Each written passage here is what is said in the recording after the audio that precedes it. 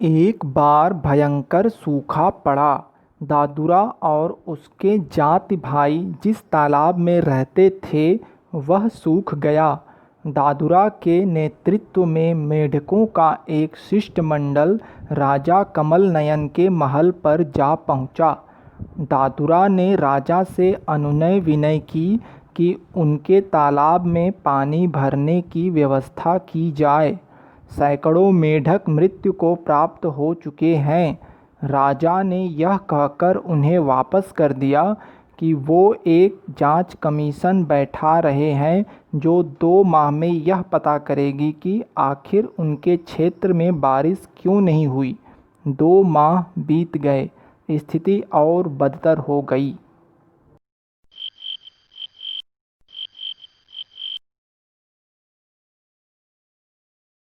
राजा कमल नयन को दादुरा प्रतिनिधिमंडल का महल में आना अप्रत्याशित नहीं लगा।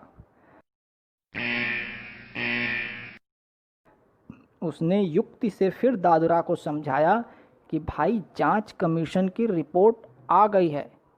उसमें कहा गया है कि ब्राह्मणों ने यज्ञ करने बंद कर दिए हैं, इसलिए वर्षा के देवता रूठ गए हैं। वर्षा न होने का यही कारण है। आप कृपा कर ब्राह्मणों से प्रार्थना करें कि यज्ञ आदि का अनुष्ठान करें। दादुरा फिर चकमा खा गया। बात उसकी समझ में जल्दी ही आ गई।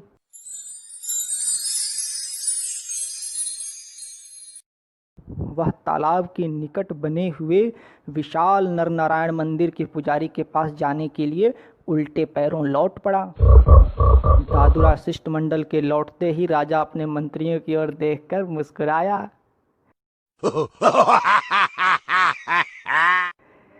नरनारायण मंदिर के पुजारी ब्राह्मणों के अगुआ थे। मेढकों के प्रतिनिधि जब मंदिर में घुसने लगे तो चौकीदार ने उन्हें बाहर ही रोक दिया। उसने डांटा, आप लोगों के मंदिर प्रवेश से मंदिर अस्पृश्य हो जाएगा।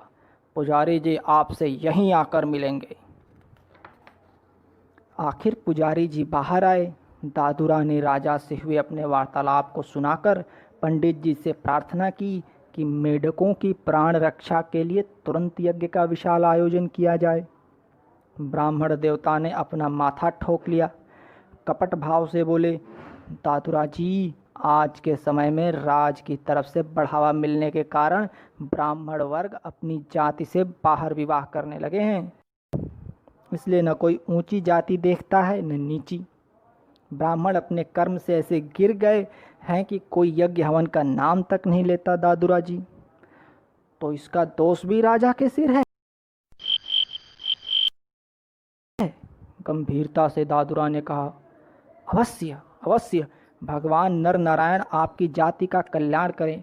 आप राजा से ही यज्ञ कराने की प्रार्थना कीजिए। आखिर अपनी जनता की घोर पीड़ा से दुखी दादुरा अपनी वरिष्ठ साथियों के साथ फिर राजमहल में उपस्थित हुआ। राजा को सारी स्थिति बताकर उसने प्रार्थना की कि वह ब्राह्मणों से यज्ञ करवाएं। लेकिन राजा ने इस बार कठोरता से कहा, हम प्रजा का धन ऐसे व्यर्थ के कामों में खर्च नहीं कर सकते। आपको सलाह दी जाती है कि आप स्वयं ही यज्ञ का अनुष्ठान करें। किसी दूसरे का आश्रित होकर कोई कार्य सिद्ध नहीं किया जा सकता।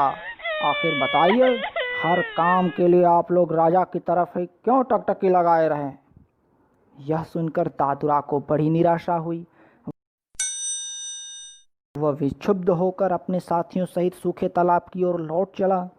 मार्ग में उसे ध्यान आया कि एक बार नर नारायण के मंदिर में महान संगीतज्ञ श्री सतखंडे जी का बड़ा मधुर गायन हुआ था। क्यों न उनसे ही प्रार्थना की जाए कि वे मेघ मल्हार गाकर हमारा संकट दूर करने के लिए इंद्र देवता का आह्वान करें। यह प्रस्ताव सामने आया ही था कि दादुरा के साथियों ने कहा कि हम पहले राजमहल का घेराव करेंगे। दादुरा को अब भी दादुर शिरोमणि पदवी पाने का लोभ था, इसलिए उसने घेराव के विरुद्ध परामर्श दिया, पर बहुमत उसके पक्ष में नहीं था। इसलिए मेढकों ने हजारों लाखों की संख्या में राजमहल को घेर लिया। दादुरा के साथियों ने आसपास के सरोवरों से ही नहीं वरन दूर दूर से भी लाखों मेढकों को बुला लिया था। राजा कमल नयन ने इस स्थिति से सख्ती से निपटने के लिए सरकारी अजायब घर से सर्पों को छोड़ने का आदेश दिया। ये सर्प ऐसे थे कि उन्हें कुछ खाने को न मिले तो ये महल के मनुष्यों को ही डसने लगते थे। मेढकों ने जब सैकड़ों सर्पों को अपनी ओर जीभ लपलपाकर आते हुए देखा तो उनमें भगदड़ मच गई। जल्दी जल्दी सभी भूगर्भ में छिप गए। फिर भी सैकड़ों मेढकों की जान गंवानी पड़ी। जब मेढक अदृश्य हो गए तो वे विचित्र सर्प महल की तरफ दौड़े। अब तो राजा की घबराहट देखने वाली थी। आखिर वन मंत्री की सलाह से गृह मंत्री को आदेश देकर सुरक्षा दल के राष्ट्रीय पक्षी मोर बुलाए गए। तब जाकर कहीं स्थिति नियंत्रण में आई।